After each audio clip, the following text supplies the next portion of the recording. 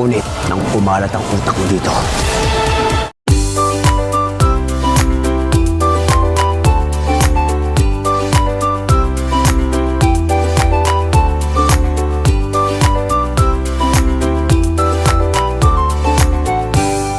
Naririto ang mga kabang-abang na mga bagong tagpo sa FPJ Batang Quiapo. Isang napakasakit na pangyayari nga ang magaganap sa pagitan nila Lena, Tess at Rigor. Dahil matapos nga na magpunta at sugurin ni Lena sina Tess at Tinding ay dito nga sila magkakasakitan. Sa kagustuhan nga ni Lena na mawala na si Tess sa piling ni Rigor ay ito nga ang magiging dahilan ng pagkawala ni Tinding. Dahil ililigtas niya nga si Tess kay Bruja ngunit hindi pa rin naman ito titigil.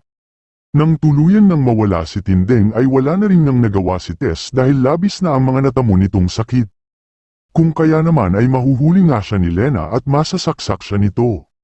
Nang mawala naman ng malay sa si Tess ay hindi pa rin tumigil si Lena at talaga gusto na niyang tapusin si Tess. Mabuti na lamang nga at dumating si Rigor upang pigilan si Lena. Kahit naman labag sa kalooban nito ay hindi niya nga maatim na wala na si Tinding at gusto nang wakasan ni Lena ang buhay ng asawa niya.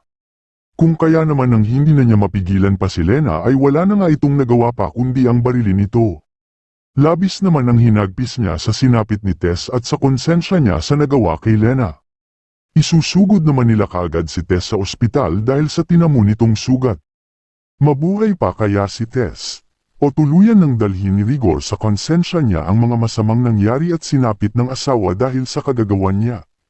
Abangan sa susunod na episode, upang patuloy na sumuporta sa FPJ Batang Quiapo ay panatilihing nakasubscribe YouTube channel upang palaging maging updated.